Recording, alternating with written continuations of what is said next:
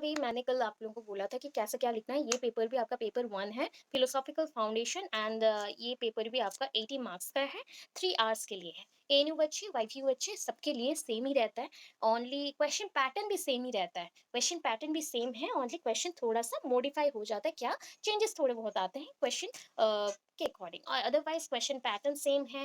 जैसे कि आपका क्वेश्चन आ गया ग्रोथ एंड डेवलपमेंट, तो उनका क्वेश्चन आएगा मैचुरेशन पे, तो इतना ही चेंजेस आता है, अदरवाइज सारे क्वेश्चन जो इंपॉर्टेंट है उतना ही करने से होगा। ठीक है, paper 1 philosophical foundation of education, ये फर्स्ट सेमेस्टर 2018 का है, फरवरी का है। बिकॉज आपका एक्स रेगुलर रेगुलर सब कुछ होता है, तो उस बेसिस पे ये आपका मेंशन है रेगुलर और सप्लीमेंट्री एंड 2018 मैक्सिमम मार्क्स है 80 मार्क्स। आपका 80 मार्क का एग्जाम है, 3 घंटे का एग्जाम। पहले 2 सेक्शन में आएगा, एक है पार्ट ए और एक है पार्ट बी। 2 सेक्शन में आ रहा है, एक है पार्ट ए तो और एक ऑप्शन आएगा, मतलब और एक सेक्शन है that is the part B. Part A में है 10 into 5 दैट इज 50 मार्क्स, तो आपको आउट ऑफ 20 क्वेश्चन 10 अटेंड करना है। तो 10 अटेंड करना है, यहाँ पे और पे रहता है ए और बी, तो एनी वन को सिलेक्ट करना है। तो 10 वैसे ही नंबर रहेंगे, 10 के और में भी 10 रहेंगे, तो आपको जैसे ए और बी में एक करना है, तो सेकंड क्वेश्चन में ए और बी रहेगा, उसमें से एक करना है, ऐसे ही रहता है। अभी देखो ये भी 1.5 पेज का ही है, तो मैं ऑलवेज आपको रिमेंबर करवाते रहती हूँ कि आपको 1.5 पेज का नहीं 2 पेज का लिखना है।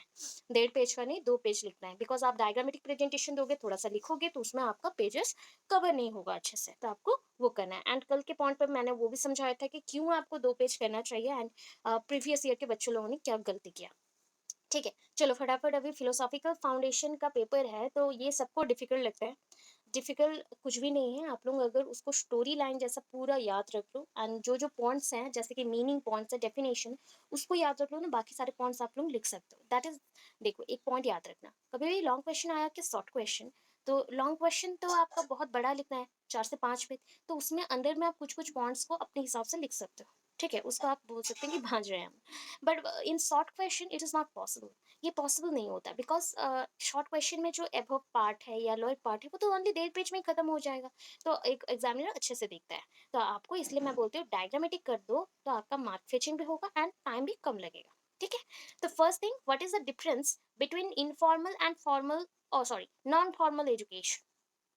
Informal and non-formal education, not formal and non-formal education. First of all, you have to write education. क्या है education? Introduction to education, meaning, definition, जो एजुकेटम था, एजुकेयर था, एजुशेयर था, वो पॉइंट लिखना है, उसको एक्सप्लेन करना है, उसका मीनिंग लिखना है। इतना हो गया, इतना लिखोगे तो ऑलमोस्ट एक पेज का 70% कवर हो जाएगा। बाकी आपको फॉर्मल नॉन फॉर्मल के अंदर डिफरेंस देना है। अभी ये बता दूं, फॉर्मल एंड इनफॉर्मल जो है, ये ऑलमोस्ट 70% मैच करता है। तो आप क्या करोगे, first of all, education system is divided into 3 types, और that is education is of 3 types. First one is the formal, second one is the informal, and last one is the non formal. ऐसे करके आपने divide कर दिया। अभी divide करने के बाद सबका डेफिनेशन दे दिए। फॉर्मल, फॉर्मल कहाँ पे पढ़ते हैं? फॉर्मल एजुकेशन कहाँ पे होता है?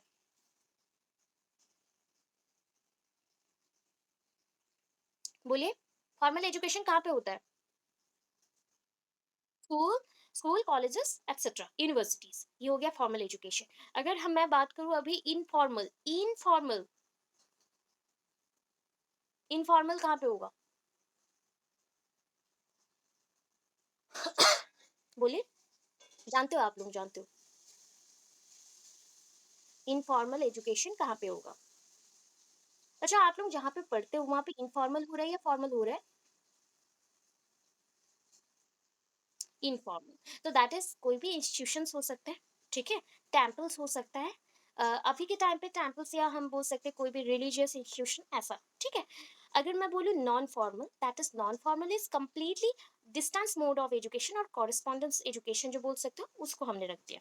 अभी इनफॉर्मल में कोचिंग सेंटर में आ जाएगा। ठीक है, non formal totally distance mode of education और कॉरेस्पॉन्डेंस एजुकेशन, जहाँ पे कोई भी एजुकेशन सिस्टम आपको चाहिए या फिर कोई भी डाटा चाहिए, इन्फॉर्मेशन चाहिए, तो आप वर्चुअल क्लासरूम को ज्वाइन करते हो, वर्चुअल क्लासरूम को ज्वाइन करते हो, या फिर वर्चुअली जो आपकी यूनिवर्सिटीज़ के साइड में इंफॉर्मेशन मेंशन होते हैं, उसको आप कलेक्ट करते हो। तो ये है डिफरेंस। इसके बाद मोड ऑफ करिकुलम क्या होगा, इनफॉर्मल के लिए करिकुलम कैसा होगा, फॉर्मल के लिए करिकुलम कैसा होगा, दोनों के लिए करिकुलम सेम ही है। ठीक है? सारे एक्टिविटीज़ होंगे बट इन फॉर्मल कंडीशन ये थोड़ा स्ट्रॉन्ग होता है या स्ट्रिक्ट होता है and informal and non formal में उतना स्ट्रिक्ट नहीं होता। स्ट्रिक्टनेस के लेवल में आप लोग परसेंटेज का भी यूज़ कर सकते हो, ठीक है? Books are provided by government in schools and in private sectors, private schools also, but in case of informal और formal यहाँ पे बुक्स अपने से खरीदना पड़ता है या फिर यूनिवर्सिटीज से बाय करना पड़ता है। ओके, यहाँ पे कोई फिक्स टाइम नहीं है, there is no fix time in non formal education, but in informal education वहाँ पे भी कोई फिक्स टाइम नहीं है। फिर भी एज पर दी ट्यूटर ट्यूटर टाइमिंग हमें जाना पड़ता है, ये मेंशन कर सकते हैं। बस इतना मेंशन करेंगे कहाँ होता है, इसका एम क्या है, इसमें बुक्स कैसे लगते हैं, कौन से टाइमिंग में जा सकते हो। एंड आपका जो नॉन फॉर्मल है वो डे नाइट कभी भी कर सकते हो, बट इनफॉर्मल जो होता है वहाँ पे हम डे नाइट कर सकते हैं, बट स्पेशली हम मोर प्रेफरेबल होता है मॉर्निंग टाइम। इतना मेंशन करना है एंड छोड़ देना है, ठीक है? आपके बुक में इतना प्रॉपर नहीं है इसलिए बोल दी, ठीक? Explain how philosophy influences aim of education. Yes. अच्छा, आवाज नहीं आ रहा तो कि explain how philosophy influences aim of education पे फर्स्ट आप फिलोसॉफी का डेफिनेशन दे दोगे, इंट्रोडक्शन डेफिनेशन दे दोगे, मीनिंग शॉर्टली देना फिलोसॉफिया वाला, एंड एजुकेशन का थोड़ा सा आपको लिख देना है, दैट इज डेफिनेशन मीनिंग दे देना है। एंड उसके बाद जो philosophy influences aim of education आपको पता है which one is bigger, philosophy और एजुकेशन? कौन सा ब्रॉडर है, कौन सा नैरोअर है, बताओ फटाफट। फिलोसॉफी ब्रॉडर है एंड नैरोअर है, राइट? सो फिलोसॉफी इन एवरी पॉइंट और एवरी फील्ड ऑफ एजुकेशन को इन्फ्लुएंस करता है, in case of culture, in case of religious values, in case of just like social activities, in case of classroom activities, classroom environment making, जो भी point देखो हर एक point education को वो change करता है। और influences aim of education means aim of education को आपको डायरेक्टली मेंशन करना है कि एजुकेशन का एम क्या है, all round development of the child. यही एजुकेशन का रोल है ना, कि आपको बिल्ड अप करना सोशल एम। उसमें भी फिलोसॉफी, फिलोसॉफी मीन्स ज्ञान, नॉलेज, उस पॉइंट्स को लिखना है।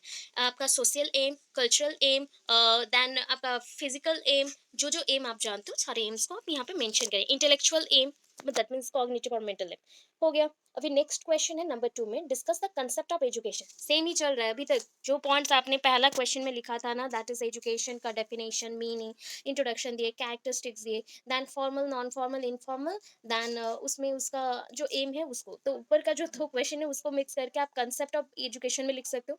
वैसे ही explain the scope of philosophy. Philosophy अगर नॉलेज लेते हो तो किस में यूज कर सकता है, तो फिलोसॉफी का definition, that means introduction, definition, meaning, then उसके बाद स्कोप, फिलोसॉफी का स्कोप क्या क्या है, दैट मीन्स कहाँ कहाँ आप यूज कर सकते हो ज्ञान को। That is in every point, community build up करने के लिए, सोसाइटी में सोशल रिलेशन और इंटरेक्शन करने के लिए, रिस्पॉन्सिबिलिटीज लेने के लिए, एजुकेशन सिस्टम में, फैमिली में, ऑक्यूपेशन के लिए, एवरी पॉइंट पे आप उसको यूज कर सकते हो। ये सारे स्कोप्स। अच्छा, नेक्स्ट आते हैं। देखो अभी, यस, यस, यस, दोनों सेम है, दोनों एक्चुअली सेम है, सिर्फ वर्ड्स के अकॉर्डिंग आप वेरिएशन में लाओगे। क्या है, अगर आपका हेडिंग में वो मेंशन करने को बोल रहा है, क्वेश्चन में ऑलरेडी मेंशन है कि नेचर, देखिएगा कहीं पे अगर नेचर मेंशन हो, उसको अगर आप डिफाइन करो तो जो जो पॉइंट्स आ रहे हैं कैरेक्टरिस्टिक्स में भी सेम पॉइंट्स आते हैं, एंड मोस्ट प्रोबेबली चांसेस रहता है कि नेचर एंड कैरेक्टरिस्टिक्स एक साथ नहीं आता। इफ आ गया तो दोनों का हेडिंग आप सेम करके दे देना। एक में और एक मैं बोल सकती हूँ कि नेचर के पॉइंट्स को अगर आप डायग्रामेटिक दे देते हो तो कैरेक्टरिस्टिक्स के पॉइंट को, सेम पॉइंट्स को आप एक्सप्लेनेशन पॉइंट पे दे दो, तो ये भी चल जाएगा। ठीक है, दोनों का पॉइंट सेम है। कैरेक्टर आपको कैसे मैंने डिफाइन किया, आपका नेचर क्या है वो भी तो कैरेक्टर ही है ना, सो दोनों सेम है। ठीक है। अच्छा, थर्ड क्वेश्चन में देखिए क्या है, write about Islamic education. Write about Islamic education, आपको याद रखना है कि Islamic education is also known as what education? Islamic मतलब कौन सा एजुकेशन जाएगा, कौन से पीरियड का एजुकेशन है? प्री इंडिपेंडेंस एजुकेशन है, तो आप उसको मेंशन करेंगे प्री इंडिपेंडेंस एजुकेशन। और आपका जो इस्लामिक एजुकेशन है it is also known as Muslim education, Muslim education है। एंड इसमें एजुकेशन क्या क्या लिखना है वो देखो। तो फर्स्ट थिंग, ये अगर आपका पेपर है तो फर्स्ट आपने हेडिंग मेंशन कर दिया, क्वेश्चन नंबर 3A ऐसा मेंशन किया, क्वेश्चन लिख दिया इस्लामिक एजुकेशन। अभी डिफाइन करने से पहले बिफोर एजुकेशन का थोड़ा सा पॉइंट दीजिएगा। सो क्या पॉइंट देना है, एजुकेशन, एजुकेशन और द फिलोसॉफी। मैं सुनाई मुझे सुन पा रहे हो और मैं सुनाई दे रही हूँ आपको? क्योंकि कॉल, कौन से बच्चे कॉल कर रहे हैं जो पता नहीं। क्लासेस की टाइमिंग देख के भी कॉल करे, ओके छोड़ो। Islamic education that is it includes, first of all Islamic education है philosophy of education, philosophy of education shortly देंगे। Philosophy of education is not new, that means अभी का नहीं है, it is not new, it is vast format और vast process, and it ranges from ancient to nowadays and it continues, it still continues। ये थोड़ा सा basic idea हो गया कि ये हम क्या बोल रहे हैं। अभी इसके बाद आता है that is education from the ancient to now it is. इसको डिवाइड कितने टाइप में हमने किया, डिवाइडेड इनटू टू टाइप्स। आप टू टाइप्स कर लो, डर लगेगा क्योंकि इतना टाइप याद नहीं आएगा। टू टाइप्स कर सकते हो या फिर डिफाइन कर सकते हो। टू टाइप्स में आप क्या करोगे, फर्स्ट ऑफ ऑल एक डायग्रामेटिक देना है तो आपको माइंड में सेट कर लेना है क्या। एक हो गया प्री, ठीक है, प्री इंडिपेंडेंस, ये प्री इंडिपेंडेंस, ये हो गया पोस्ट, ठीक है, post independence. So pre independence and post independence. So pre independence में क्या क्या आता है, सिर्फ नाम से आप यूज करना। फर्स्ट वन द वैदिक एजुकेशन, ठीक है। सेकंड वन इज वैदिक के बाद कौन आया, बुद्धिज्म एंड जैनिज्म, एक साथ एक ही पॉइंट पे लिखिएगा। देन आया Islamic and Hinduism, and nextly modern आपका जो भी था मॉडर्न एजुकेशन सिस्टम, बस इतना। एंड पोस्ट इंडिपेंडेंस में जितना टाइप ऑफ इंडियन एजुकेशन था आफ्टर इंडिपेंडेंस, इतना मेंशन करेगा, आफ्टर इंडिपेंडेंस एजुकेशन हो गया। अभी हम डिफाइन करेंगे इस्लामिक एजुकेशन, ये शॉर्टली था। इस्लामिक एजुकेशन क्या आएगा, दैट इज हम स्टार्ट करेंगे इस्लामिक पीरियड में कहाँ पे एजुकेशन होता था, दैट इज द प्लेस कहाँ पे हम एजुकेशन देते थे, कहाँ पे हम एजुकेशन देते थे। एंड उस एजुकेशन सिस्टम में एम ऑफ एजुकेशन क्या था, एम ऑफ एजुकेशन क्या था, aim of education. Then nextly आया एम ऑफ एजुकेशन के बाद ये कौन से सब्जेक्ट्स होते थे, दैट इज अ सब्जेक्ट, ठीक है, कौन सा सब्जेक्ट पढ़ाए जाते थे। देन सब्जेक्ट के बाद कौन से बच्चे पढ़ने आते थे, that is a students, students कौन से आते थे, दैट इज मेल चाइल्ड्स आएंगे, मेल जितने भी थे वो आएंगे, गर्ल्स नहीं आएंगे। गर्ल्स अगर पढ़ेंगे तो दैट इज एक्सेप्शनल केस, पर्दा सिस्टम में पढ़ेंगे, कुरान पढ़ेंगे, बस हो गया। इसके बाद नेक्स्ट आएगा टीचर रोल, तो टीचर वहाँ पे कौन थे, मौलवी जो होते थे वो थे, एंड वो पढ़ाते थे, वो कुरान मैथमेटिक्स जो जो आता था वो सब पढ़ाते थे। एंड उस टाइम पे लैंग्वेज कैसा था, बस इतना लिखना है। इतना हो गया, मीन्स ये दो दो लाइन चार चार लाइन में लिखना है, आपका 2 पेज आराम से खत्म हो जाएगा। समझ आया इस्लामिक एजुकेशन, कर सकते हैं। ओके, नेक्स्ट क्वेश्चन देखो, suggest measures to improve the present system of education. आप अभी का एजुकेशन सिस्टम को अगर इम्प्रूव करना चाहते हो तो क्या क्या करोगे, तो आपको कुछ करना नहीं है, आपको पॉलिसीज के बारे में लिखना है। आपको इस क्वेश्चन में ही डाउट आएगा, लोग इस्लामिक एजुकेशन को छोड़ के ये बच्चे लोगों ने ये अटेंड किया था, सोचो तो इनको आइडिया है कि कितना है, ठीक है। कौन सा हम पॉलिसीज को यहाँ पे लिखेंगे, दैट इज सबसे इंपॉर्टेंट जो पॉलिसीज है उसको आप लिखोगे, ठीक है। इसका मैंने आपको बोला था चार्ट प्रिपेयर करो, इसलिए आपको समझ आएगा। तो ये क्या है पता है कौन सा क्वेश्चन है, प्री इंडिपेंडेंस का क्वेश्चन है या पोस्ट इंडिपेंडेंस का क्वेश्चन है।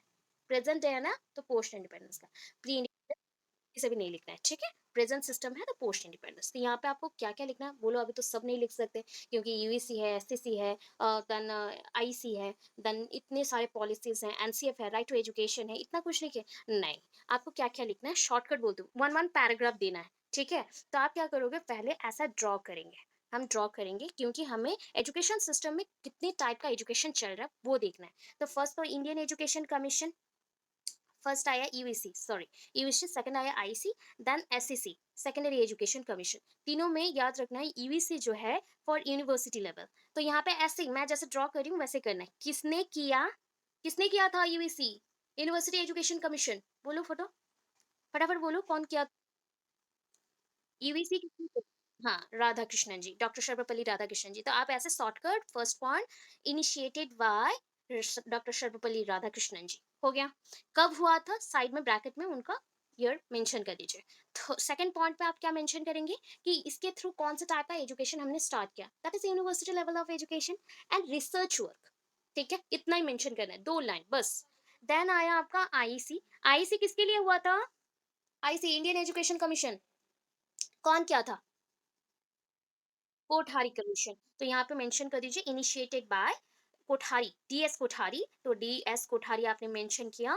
कोठारी के बाद सेकंड पॉइंट कब हुआ था, दैट इज 1964 टू 66, ऐसा मेंशन कर दीजिए। एंड उन्होंने क्यों किया था, बिकॉज इंडियन एजुकेशन कमीशन है, मतलब primary level, elementary level, secondary level सबके लिए हुआ था। एंड इसी टाइम पे उन्होंने एक पॉजिटिव थॉट डाला था, 10+2+3 का सिस्टम निकाला था एजुकेशन में। इतना पॉइंट्स लिखता है, तीन तीन पॉइंट्स। लास्टली आपको मेंशन करना है क्या, that is SCC, secondary education commission. Secondary education commission secondary level को डेवलप करने के लिए हुआ था। एंड उसके साथ जब भी सेकेंडरी का बात आता है, वोकेशनल एजुकेशन हुआ था। सेकेंडरी एजुकेशन किसने किया,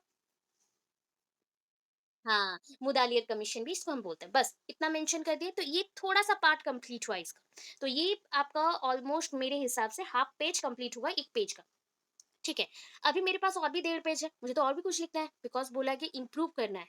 तो उसके बाद इम्प्रूवमेंट के लिए मैं लाऊंगी पॉलिसीज को, और बीच में कुछ नहीं डालना है, डायरेक्टली पॉलिसीज में जाएंगे। अभी पॉलिसीज में मैंने आपको बोला था कौन सा पॉलिसी सबसे इंपॉर्टेंट है, कौन सा पॉलिसी सबसे इंपॉर्टेंट है, एनपी कितने नंबर वाला, एनपी कितने नंबर वाला, 1986। तो एनपीई 1986 को आप मेंशन करेंगे।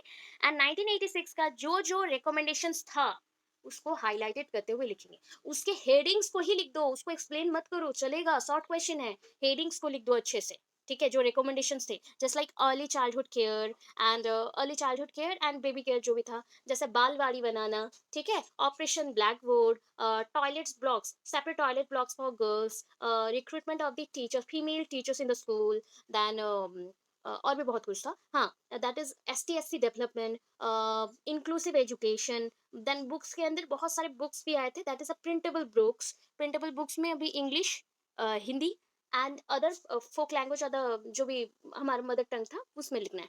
तो इतना मैंने अभी याद किया, 8 पॉइंट्स हो गए, 8 पॉइंट्स आप मेंशन कर सकते हो गया। एंड लास्टली ये 8 पॉइंट्स लिखने से ऑलमोस्ट 1.5 पेज आपका खत्म हो जाएगा। उसको आप लिखने के बाद लास्टली थोड़ा सा ऐड करेंगे RTE को। ठीक है, right to education act, and उसके साथ ही ऐड कर दो SSA, क्योंकि दोनों का एम सेम है। एजुकेशन देना है up to the age of 14 years, बच्चों का 6 to 14 ईयर्स के अंदर कंपल्सरी फ्री एजुकेशन बच्चों को देना है। हो गया। एंड जीरो रिजेक्शन पॉलिसी को एडेप्ट करना है। यही सारे देखो मेजर्स हैं जिसमें इंप्रूवमेंट कर सकते हैं हम लोग। ठीक है, जीरो रिजेक्शन पॉलिसी। और क्या कर सकते हैं, स्टाइपेंड और स्कॉलरशिप फॉर वीक स्टूडेंट्स, और दैट इज वीक मतलब हम लोग सोशली जो डिसएडवांटेज ग्रुप है उनको वीक बोला। वीक क्लासेस और द वीकेस्ट सेक्शंस को आपको स्टाइपेंड देना है। एंड जो स्टूडेंट्स बहुत ही अच्छे पढ़ते हैं, that is the studious students को स्कॉलरशिप देना है। बस इतने पॉइंट्स कर लिए, एनफ हो गया, 2 पेज हमारा खत्म। इतना पूरा पार्ट आप लोग थोड़ा थोड़ा करके लिख सकते हो। समझ आया होगा, ये सुनो, होगा।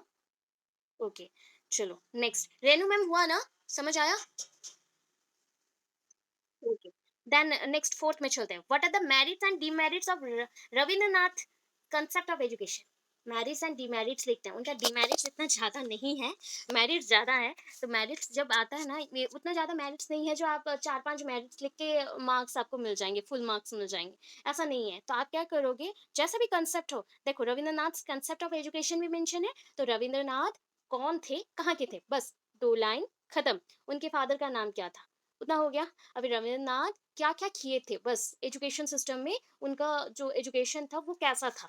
हम्म, मतलब उनका एजुकेशन था ना, डेमोक्रेटिक एजुकेशन था, वो सबको एजुकेशन देना चाहते थे एंड स्किल डेवलपमेंट भी कराना चाहते थे, सो दैट विश्व भारती। एंड उन्होंने और एक क्या ओपन किया था, भूल गई, शांति निकेतन। हाँ, शांति निकेतन।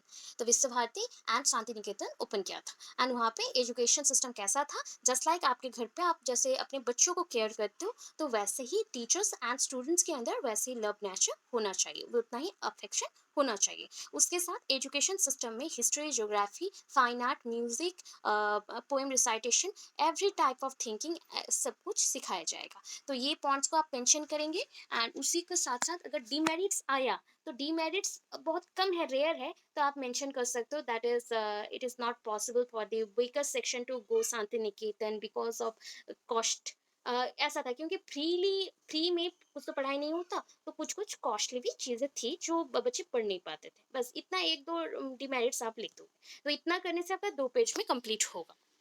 अभी देखो ये आया, और एक मैंने इसलिए बोला था कि एक को स्किप कर सकते हो बट सबको स्किप नहीं कर सकते। Right about Shri Aurobindo's vision towards education. Shri Aurobindo के भी बहुत सारे स्कूल्स हैं, ओपन हो गए हैं एंड उन्होंने ही खोला है। वहाँ पे उन्होंने जैसे रविंद्रनाथ टैगोर का जो पॉइंट ऑफ व्यू था वही सेम पॉइंट ऑफ व्यू में इन्होंने भी किया था। तो यहाँ पे आपको स्टार्टिंग करना, श्री अरविंदो कौन थी, उनका वे ऑफ नेचर कैसा था, उनका फादर का नाम कैसा था थोड़ा मेंशन किया। उस टाइम पे एजुकेशन सिस्टम उन्होंने क्या रखा था, कौन से वे में स्टडी होता था, दैट इज कौन सा मेथड यूज किया गया था, टीचर्स एंड स्टूडेंट्स के अंदर रिलेशन क्या था, एंड उनका जो स्कूल्स है, स्कूल्स में एस टी एस सी के लिए कुछ वैकेंसीज रहते हैं और कुछ मतलब वैकेंसीज में सीट्स पहले से रिजर्व होते हैं एंड कुछ आपको जनरल एंड नॉन जनरल जो अदर बच्चे हैं तो उनको मिलते थे। तो इतनी पॉइंट्स को लिखने से हो जाएगा। अभी देखो next, write about Vedanta system of education. अभी मैंने बोला था न्याय सिस्टम ऑफ एजुकेशन थोड़ा सा आपको डिफिकल्ट हो जाएगा, तो व्हाट इज न्याय एंड राइट न्याय सिस्टम ऑफ एजुकेशन। तो ये क्वेश्चन थोड़ा सा तो डिफिकल्ट होगा बिकॉज वहाँ पे बहुत सारे संस्कृत वर्ड्स हैं।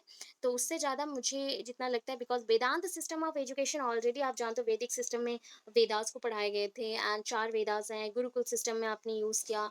वहाँ पे अपर एंड पर विद्या के ऊपर क्या पढ़ाना है, क्या पढ़ना नहीं है, तो वो सब हम लिखेंगे यहाँ पे। बस शॉर्ट क्वेश्चन है तो ज़्यादा नहीं, 2 पेज लिखने के बाद आप छोड़ देना। न्याय में भी वैसे ही करना है बट मेरे हिसाब से न्याय क्वेश्चन आए तो प्लीज़ अटेंड मत करो। बहुत सारे वहाँ पे संस्कृत वर्ड्स हैं, इसलिए मैं आप लोगों को मना कर रही हूँ कि कुछ भी एक स्पेलिंग रॉन्ग हो गया तो 3 स्पेलिंग रॉन्ग में फिर तो मार्क्स कटेंगे। तो इसलिए उस क्वेश्चन को आप छोड़ सकते हो। ठीक है? देन 6 में चलते हैं। What are the merits of idealism? अच्छा, idealism based on what? Idealism किसके ऊपर डिपेंडेंट है? Idea. So idealism based on idea. तो different type of ideas basis पे कैसा उसका सिस्टम था, यहाँ पे मेंशन है what are the merits of idealism. तो जितना आइडियलिज्म का मेरिट्स दिया ना उसमें तो आपका 5 मार्क मिलने नहीं वाला। तो आप पूरा इंट्रोडक्शन देंगे, डेफिनेशन। इसका डेफिनेशन मतलब कंसेप्ट ही है। ठीक है, डेफिनेशन मीनिंग मीन्स कंसेप्ट ही है। आइडियलिज्म का कोई सेपरेट डेफिनेशन मीनिंग नहीं आता प्रॉपर्ली। एक आध कभी कभी मेंशन करते हो, नहीं तो ऐसा में कोई डेफिनेशन उतना ज्यादा है नहीं।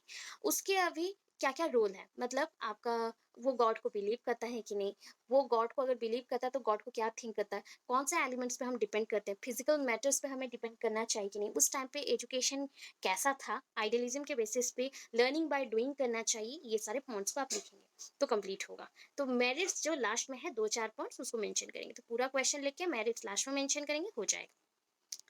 What are the aim of education according to pragmatism? pragmatism that is related to अर्थ। अर्थ के ऊपर ही है, मतलब आपको कनेक्शन क्रिएट करना अर्थ के साथ, ये pragmatism होता है। तो अभी pragmatism हम बोल दें तो हमारे पास 4 चीजें थे, idealism, then existentialism, pragmatism and naturalism. I think naturalism means nature, तो pragmatism भी वन काइंड ऑफ उसी के ऊपर है but it is one kind of that कि ये नेचर को फिजिकल मैटर के साथ लिंक करता है, हमें कैसे उसके साथ जीना है, कैसे रिवॉल्व करना है, उस पॉइंट पे है। तो आपको प्रैग्मेटिज्म का पूरा लिखना है, एम ऑफ एजुकेशन है बट पूरा लिखना है। ये शॉर्ट क्वेश्चन के अकॉर्डिंग मैंने 2 पेज ही लिखाया था आपको। देन 7th में आते हैं, 7th का A, mention the present status of value crisis in the society. देखो दोनों क्वेश्चन ही सेम है, मैंने इसलिए आपको हिंट दिया था कि दोनों को एट ए टाइम करते हैं। What is the need for value in education?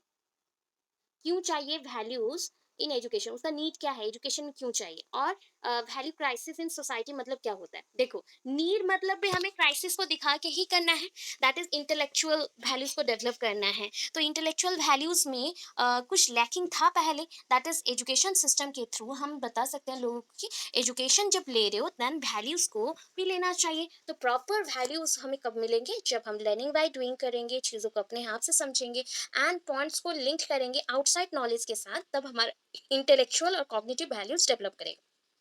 अगर वो डेवलप नहीं हुआ तो that is a value crisis. वैसे political values just like political rights, duties और any type of things that is surrounding में जो पॉलिटिकल लॉ, प्रीजुडिसेस और जस्टिस है, वो सारे आपके काम आ गए तो पॉलिटिकल वैल्यूज आपके डेवलप हुए। अगर वो यूज नहीं हुई या फिर वो यूज करने नहीं दिया गया तो दैट इज क्राइसिस। वैसे social value, because we are lived in a society, तो our relation with the societal human beings is based on different type of interaction, opinion, thoughts. अगर ये थॉट्स शेयरिंग ओपिनियंस ये सब कुछ नहीं होता है तो हमें क्राइसिस आएगा, सोशल क्राइसिस आएगा। तो ये सारे पॉइंट्स हैं। वैसे वैल्यूज में बहुत सारे पॉइंट्स हैं, political values, family values, social values, relationship related है तो ब्लड रिलेशनशिप वाला वैल्यूज आएगा, economic values, status values, physical values, ये सारे वैल्यूज हैं। तो वैल्यूज को अगर हम नहीं करते हैं, नो आता है पॉइंट या नेगेटिवली जाते हैं तो क्राइसिस आएगा, या फिर अगर पॉजिटिवली जाते हैं तो वो हम क्या करेंगे कि वैल्यूज को मेंशन करेंगे कि एजुकेशन में ये वैल्यूज को डेवलप करने के लिए हमें वैल्यू एजुकेशन करना चाहिए।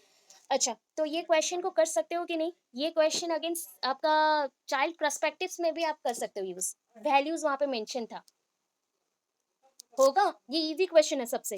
आप जितना इसमें खुद के पॉइंट्स को डाल सकते हो, that is what do you mean by values. Values क्यों चाहिए? Moral values, social values, economic values, status values, political values, जो जो वैल्यूज हैं सारे वैल्यूज को मेंशन करेंगे। अगर उसमें कमियां आती हैं, मतलब वो चीज नहीं हो रहा, नेगेटिवली हो रहा है, तो उसको हम क्राइसिस बोलते हैं। अगर पॉजिटिवली हो रहा है तो ये वैल्यूज डेवलपमेंट बोलेंगे। समझ आया? होगा। ओके। अच्छा, नेक्स्ट चलते हैं, दैट इज क्वेश्चन नंबर 8। ठीक है। How do you teach values through stories. तो स्टोरीज के थ्रू हम कौन से वैल्यूज को सिखाते हैं बच्चों को? एक प्रॉपर वैल्यू बताओ, उसके बाद मैं बताऊँ। राइट। सो ये देखो, पूरा क्वेश्चन ना आपको एक स्टोरी जैसा अपने बच्चों को जैसे सुनाती हूँ ना, उसी बेसिस पे लिखना है। यहाँ पे देखो दो चीज मेंशन किया गया, spirituality is a way of life, and how. Spirituality means हम गॉड पे थिंक कर रहे हैं। ये आपका नास्तिक आस्तिक जो पॉइंट है उसको लेके आप थोड़ा लिखेंगे। देखो ये दो क्वेश्चन आपका नॉलेज को टेस्ट किया जा रहा है इस दो क्वेश्चन में, क्योंकि बुक में तो ऐसा कुछ क्वेश्चन है नहीं, बट रिलेटेबल पॉइंट्स हैं, बहुत रिलेटेबल पॉइंट्स हैं। तो मैं दोनों का बताती हूँ। How do you teach values through stories. Stories में आप वैल्यूज को कैसे पढ़ाएंगे? Suppose I am giving example of tortoise and rabbit. एक स्टोरी था ना आपका, slow and steady wins the race. Moral of the story था slow and steady wins the race. तो यहाँ पे आप पूरा स्टोरी सिखाने के बाद मोरल वैल्यूज को बता रहे हो। अभी मैं बोलूँ कि इसके थ्रू मैं different type of social values भी दिखा सकती हूँ, क्योंकि यहाँ पे एक दूसरे से हम कम्पिटिटिव पार्टनर्स के जैसे वर्क कर रहे थे, सो दैट एक पार्टनर लेजी हो रहा था और एक पार्टनर धीरे धीरे स्टेप वाइज मैनर पे चल रहा था, इसलिए उसका सक्सेस फ्रूटफुल हुआ एंड इसका सक्सेस फ्रूटफुल नहीं हुआ। तो ये एक वैल्यू हो गया सोशल वैल्यूज, बिकॉज हम इंटरेक्ट करते हुए चल रहे हैं। अगर मैं इसी में बताऊं कि कॉग्निटिव डेवलपमेंट और इंटेलेक्चुअल वैल्यूज को दिखाऊं, सो सपोज मैंने ये स्टोरी बताने के बाद बच्चा को बोला हु इज वेरी इंपॉर्टेंट, और sorry who is very intelligent. Important नहीं होगा, इंटेलिजेंट होगा। इंटेलिजेंट, तो कौन इंटेलिजेंट है दोनों में से, टॉर्टोइज एंड रैबिट में?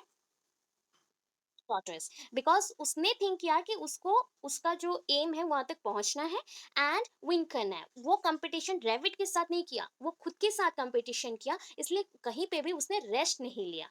वो धीरे धीरे करके वहां तक गया। बट एवरी टाइम अगर मैं रैबिट का बात करूं, तो वो ऑलवेज क्या किया कि कुछ पॉइंट पे वो उसने नेगेटिव थिंकिंग करना स्टार्ट किया कि हाँ ये तो टॉर्टोइज है एंड ये तो धीरे धीरे चलता है और मैं आगे भागता हूँ एंड उसके बाद सो जाता हूँ, रेस्ट कर लेते हैं। तो ये जो चीज है जो नेगेटिव उसने थिंक किया कि किसी को भी हमें कमजोर नहीं सोचना चाहिए, एंड हम हमारे थिंकिंग के बेस पे स्ट्रांग और स्ट्रेंथन, जो स्ट्रेंथन होता है ना, स्ट्रेंथनेस हमारा बढ़ता है, तो स्ट्रेंथ हमारा बढ़ता है, वो हमारा नॉलेज की वजह से ही बढ़ता है, कॉग्निटिव लेवल पे ही बढ़ता है, क्योंकि हम वहां से फोकस करते हैं। तो ऐसे डिफरेंट पॉइंट्स को आप एक छोटा सा स्टोरी पहले लिखोगे, एंड स्टोरी को लिखने के बाद जो भी छोटा सा स्टोरी आपको आता है उसको लिखिए। लिखने के बाद फिर सारे वैल्यूज को बच्चा को बताओ, एंड ये कन्वर्सेशन पॉइंट में होगा।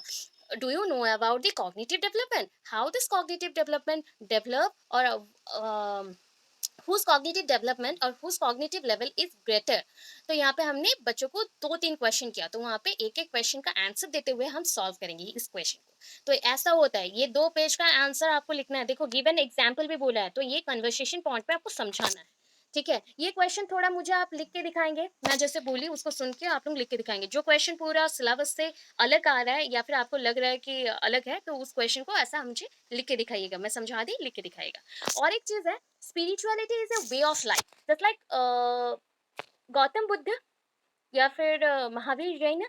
आप इनका जो स्टोरी आप जान सकते हो, गौतम बुद्ध का कर लो आप, बेटर रहेगा। गौतम बुद्ध, ऑलरेडी आप बुद्धिज्म पढ़ोगे तो वहां पे आपको पता चला कि गौतम बुद्ध जो थे पहले इतनी मतलब चीजों को नहीं देखे थे, नहीं सीखे थे, तो उनके अंदर सडनली चेंजेस आए। क्या देखे उन्होंने? पहले जीवन के स्तर देखे, जीवन के जो डिफरेंट टाइप ऑफ लेवल्स हैं उसको देखा कि एक पर्सन पहले बर्थ किया तो कितने लोग खुशी मनाए, फिर एक इंसान धीरे-धीरे बड़ा हो रहा है तो उसका कितना प्रेशर हो रहा है, वो आगे बढ़ रहा है तो उसको टेंशन हो रहा है। उसके बाद लोग उससे ईर्ष्या भी करते हैं, दैट इज़ हिंसा, ये सब आ गया, वायलेंस पॉइंट आ गया। फिर वो धीरे-धीरे बीमार पड़ रहा है, बूढ़ा हो गया, बीमार पड़ रहा है एंड मर गया। तो ये जो उन्होंने देखा सुख-दुःख सब कुछ देखा, अपना फैमिली को देखा, संसार ऐसा चलता है, सोसाइटी ऐसा चलता है, उस पॉइंट से उन्होंने एक स्पिरिचुअल डेवलपमेंट करने को ट्राई किया कि नहीं, मैं ये सारा चीज़ों को त्याग करूँगा एंड मैं अपने आप में ऐसे लीन हो जाऊँगा कि मुझे भगवान मिल जाएँगे। दैट इज़ कॉल्ड डिवोशन, जो हम बोलते हैं ना डिवोटी, ट्रू डिवोटी। तो वो भगवान के ऊपर बिलीव करने लगे क्योंकि भगवान से हमें सुख मिलेगा, भगवान से हमें दुःख मिलेगा, सब कुछ उन्हीं में है। सबका सार उनके अंदर है, तो उस पॉइंट को शो करना है। तो आप इस स्टोरीज़ में मतलब यहाँ पे भी एक स्टोरी लिख सकते हो एंड लिख के आप उस पॉइंट को एक्सप्लेन कर सकते हो। Spirituality that is the spiritual awakening. और जस्ट लाइक आप योगा कर रहे हो, मेडिटेशन कर रहे हो, ये भी वन काइंड ऑफ आसन है। आसन के द्वारा आप कहाँ तक पहुँच रहे हो? भगवान तक पहुँच रहे हो। अपने मन को साफ कर रहे हो एंड भगवान तक पहुँच रहे हो। ये पॉइंट्स को समझाना है एंड उसी से आपको वे ऑफ लाइफ मिलता है। देखो गौतम बुद्ध को जैसे वे ऑफ लाइफ मिला, हमें भी वैसे ही मिलेगा। हमें भी रास्ता जब कुछ नहीं दिखता तब भी हम भगवान को बुलाते हैं एंड उसके बाद सडनली कुछ रास्ता मिल जाता है तो हम थिंक करते हैं कि इसको भगवान ने दिया। तो ये हमें अगर हम नास्तिक होते तो इसे बिलीव नहीं करते, आस्तिक हैं बोल के बिलीव करेंगे। तो ये हमें स्पिरिचुअलिटी जो है is a way of life ऐसे एक्सप्लेन करना है। तो आपको 2 क्वेश्चन दी, 2 क्वेश्चन को 2-2 पेज करके लिख के मुझे दिखाइएगा। मैंने जो पॉइंट बोला उसके अकॉर्डिंग लिखोगे क्योंकि एक क्वेश्चन छोड़ दिया मतलब 5 मार्क गया, तो छोड़ नहीं सकते। जैसे भी हमें लिख के आना है, बुक में रहे ना रहे। देन देखो, what are the characteristics of profession. और एक है question, suggest measures to develop professional competencies of teacher. Teacher में कॉम्पिटेंसीज बढ़ाना है, दैट मीन्स उसका कॉन्फिडेंस लेवल को और भी ज्यादा इंक्रीज करना है सो दैट वो सारे टीचर्स और अलग टीचर्स के साथ कंपटीशन कर सके एंड अपना लेवल को हाई कर सके। प्रोफेशन, प्रोफेशन एंड जॉब के अंदर क्या डिफरेंस है? Job is the minimum level हो गया, profession is the maximum level. Profession that is also for occupation and job is also for occupation. आपके ऑक्यूपेशन के लिए आप जॉब करो, प्रोफेशन भी वैसे ही। Profession one kind of ability पे डिपेंड करता है, job it is not depend on any type of ability. जहां पे भी आपको कुछ भी जॉब मिले आप कर लेते हो बिकॉज आपको मनी चाहिए। बट प्रोफेशन, ये मेरा प्रोफेशन है, टीचिंग मेरा प्रोफेशन है because I am very able to teach और टॉट एवरीवन। मैं यहाँ पे टीच कर सकती हूँ या टॉटिंग कर सकती हूँ सबको, इसलिए मेरा प्रोफेशन है, मैं प्रोफेशनली एक टीचर हूँ। तो प्रोफेशन मीन्स उस काम में हम जब बहुत ज्यादा एक्स्ट्रा ऑर्डिनरी बन जाते हैं उसको हम प्रोफेशन बोलते हैं। तो कैरेक्टरिस्टिक्स ऑफ प्रोफेशन क्या होगा? दैट इज फर्स्ट थिंग, हमारा कैरेक्टरिस्टिक्स में आप देखो, we are very well efficient. Profession wise we are very well efficient. We have abilities, हमारे पास एबिलिटीज होगा। We have different type of knowledge of this subject areas और subject abilities. जो subject पे हम एबल हैं उस पे मेरा बहुत ज़्यादा नॉलेज होगा। आई एम और we have training, we have training और that is trained. We have trained और वी हैव ट्रेनिंग, आप लिख दो training. we have various ideas how to deal with the persons और how to deal with the society और community। ये सारे उसके कैरेक्टरिस्टिक्स हैं। प्रोफेशन में जब आते हैं, एक टीचर, अगर आप टीचर से प्रोफेशन में आपको पूछा गया आप इस प्रोफेशन में क्या क्या कर सकते हैं, उस चीज को लिखना है। ठीक है। और अगर suggest measures to develop professional competencies of teacher, तो उसको बढ़ाने के लिए एक टीचर को क्या क्या करना चाहिए ना? एक टीचर को मेडिटेशन करना चाहिए, पंचुअल होना चाहिए, एक टीचर को नॉलेजेस होना चाहिए, एक टीचर को आइडियल और रोल मॉडल जैसा बिहेव करना चाहिए, एक टीचर को वेल बिहेव्ड होना चाहिए, जेस्चर उसका पॉजिटिव रहे, always try to reinforce everyone. And उसके साथ साथ जब टीचर हो तो वो स्वीट जेस्चर के साथ साथ कभी कभी बच्चों को मोरल मोरल बताए, मोरलिटी दिखाए थोड़ा सा, एवरी टाइम गुड थिंग्स और गुड एक्सप्रेशन बच्चे पे दिखाए। तो इतने पॉइंट्स लिखते हैं। इस पॉइंट्स को फिर से थोड़ा सा सुन के आप लोग लिख के रखोगे, आपको कुछ कुछ क्वेश्चन ऐसे मिलेगा, बुक से नहीं, बुक के अंदर में ही जो पॉइंट्स है उसको घुमा के देगा। ठीक है। देखो next question number 10A, national development depends on today's teacher. National development, ये क्वेश्चन है आपका, teacher as a nation builder. ठीक है, teacher as a nation builder, तो यहाँ पे टीचर का रोल लिखना है पूरा। टीचर का रोल लिखना है, teacher as a facilitator, teacher as a opportunity giver, teacher as a catalyst. कल ही मैंने जो बोला था वही पॉइंट है। ये तो हो जाएगा। एक ही क्वेश्चन हमने इसका आंसर लिखा था, मिला है सबको? हाँ, इसका एक ही क्वेश्चन का आंसर है। हाँ हाँ हाँ। उसके बाद का भी क्वेश्चन देखिए ना, सेम आंसर आएगा। Explain the role of the teacher as a creator of knowledge. Same है ना? नॉलेज क्रिएट करने के लिए क्या-क्या चाहिए? तो नॉलेज क्रिएट करने के लिए उसके लिए भी अपॉर्चुनिटीज़ देना है।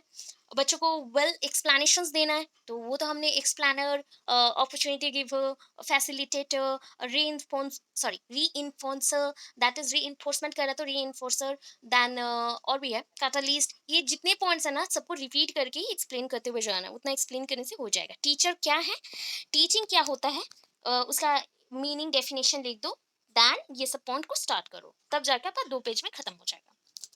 ओके, नेक्स्ट लॉन्ग क्वेश्चन में आते हैं, पार्ट बी। 2 इंटू 15 है, that means 30 marks, and 4 long question होंगे, 4 में से 2 आपको अटेम्प्ट करना है। ए और बी वैसे ही है, ए और बी करना है और ए और बी करना है। तो फर्स्ट क्वेश्चन देखते हैं, numerous changes are taking place, बहुत सारे चेंजेस हुए हैं in the system of education, how to improve the status of teacher as well as the student at present। बहुत बच्चों को ये इस क्वेश्चन में 2018 में प्रॉब्लम हुआ था, उन्होंने एग्जाम देने के बाद मुझे पूछा था कि मैम ये चीज क्या होगा, numerous changes are taking place in the system of education, how to improve the status of the teacher or as well as the students at present। अभी प्रेजेंटली क्या क्या करना है, तो आपको मैंने क्या क्या बोला, S C C, I C, UEC and NP 1980, sorry 19 बोल रही हूँ, हाँ, 1986, सॉरी, सॉरी, 1986 बोला।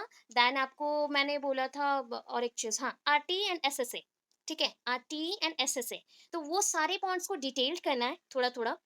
एंड उसके साथ जब स्टूडेंट्स का तो पॉइंट आ जाएगा, स्टूडेंट्स को हमने नॉलेज दे दिया, सब पॉइंट्स में स्टूडेंट्स के बारे में डेवलपमेंट के लिए क्या-क्या करना है मेंशन है। बट एक चीज़ ऐड करना है, टीचर का डेवलपमेंट करना है, तो टीचर का डेवलपमेंट करना है तो उनका स्टेटस डेवलपमेंट करने के लिए बीएड चाहिए।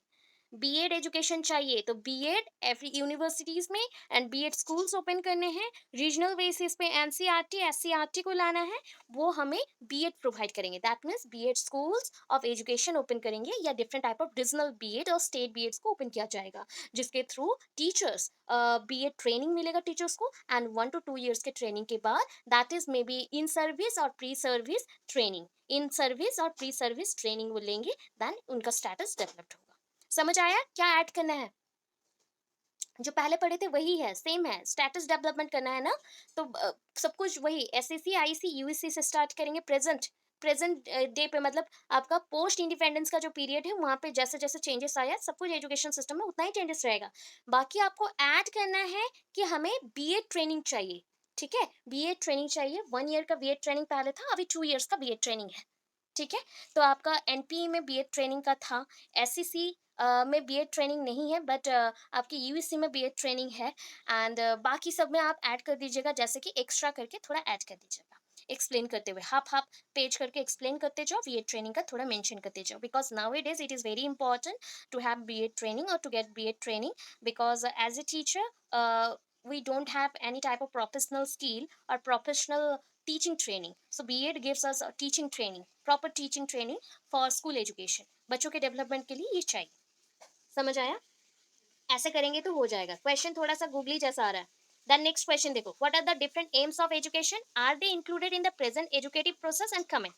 यहाँ पे आप क्वेश्चन देख के टेंशन मत ले जाओ, यहाँ पे है what are the different aims of education, मतलब पूरा एजुकेशन का जो एक आंसर बना था ना, education introduction, definition, meaning, characteristics, types of education, उसके मेरिट्स, डीमेरिट्स, पूरा लिख दो, उसके AIIMS and objectives and conclusion पूरा लिख दो, आंसर बन गया। समझ आया या फिर से रिपीट करूं? यस और no? Do you understand this? या फिर ओके, चलो नेक्स्ट क्वेश्चन में चलती हूँ। 12th नंबर पे आ गई, ए, among the various system of education in ancient period, ancient period का बोल रही हूँ मैं, ancient period का एजुकेशन सिस्टम बोलो, कितना टाइप का है? एंशियंट पीरियड मीन्स आपको प्री इंडिपेंडेंस का एजुकेशन को देखना है, पोस्ट वाला नहीं। प्री इंडिपेंडेंस, हाँ, पोस्ट वाला बिल्कुल नहीं देखना है, प्री इंडिपेंडेंस का एजुकेशन सिस्टम देखना है। एंशियंट पीरियड बोला गया ना, जस्टिफाई योर आंसर, मतलब उसी सिस्टम ऑफ एजुकेशन को एक्सप्लेन करना है। कौन सा सिस्टम ऑफ एजुकेशन आपको बेटर लगा सबसे, जो आपको बेटर लगा एंड जो आप लिख सकते हैं पूरा, उसी को करिएगा। वैदिक सिस्टम ऑफ एजुकेशन को बेटर मत बोलो, बिकॉज वहां पे टीचर सेंटर्ड एजुकेशन है, आपका चाइल्ड सेंटर्ड और स्टूडेंट सेंटर्ड एजुकेशन नहीं है, वो बेटर नहीं है। आप आज के टाइम के हिसाब से थोड़ा थिंक करके कौन सा सिस्टम बेटर लगा था, बहुत सारे हैं। देखो, बुद्धिज्म है, जैनिज्म है, इस्लामिक है, हिंदुइज्म है, देन आपका ये मॉडर्न पीरियड में इतने सारे एजुकेशन सिस्टम हैं, ठीक है? कौन-सा आपको बेटर लगा था?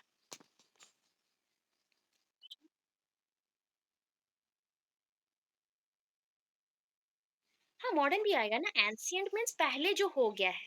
अभी मॉडर्न पीरियड जो था, वो तो पहले हो गया ना। अभी प्री इंडिपेंडेंस के बाद पोस्ट इंडिपेंडेंस जब आ गया, तो उस पीरियड में जो-जो हो रहा था वो हमारे साथ इंडिया में आ गया। इंडिया में जो-जो लोग थे वो लोग कर लिए। उससे पहले का जो हो चुका है उसको हम एंशिएंट पकड़ेंगे, ठीक है? अच्छा, बट मैं बोल दूं मॉडर्न सिस्टम ऑफ एजुकेशन में सब तो इंग्लिश लिटरेचर पे हुआ है। हंटर कमीशन, हार्टर कमेटी, सब कुछ वहाँ पे ऐसा हुआ है, तो आप तो उस पॉइंट से कुछ भी नहीं आपको मिलेगा प्रॉपर्ली। तो अभी बोलो हिंदुइज्म अगर लिखते हो तो वो तो शॉर्ट हो जाएगा, हिंदुइज्म में भी पॉजिटिविटी उतना ज्यादा नहीं है। अब बुद्धिज्म जैनिज्म में कोई एक ले सकते हो, ठीक। बुद्धिज्म जैनिज्म से एक आप कोई अटेंड कर सकते हैं। देखो, among the various system of education in ancient period which is the best, कौन सा आपको बेस्ट लगा, उसको जस्टिफाई करो। दैट मीन्स पूरा आंसर लिखना है, पूरा उस क्वेश्चन को पूरा एक्सप्लेन करना है। समझ आया? बुद्धिज्म और जैनिज्म के अंदर जो आपको बेस्ट लगे उसको लिखिए।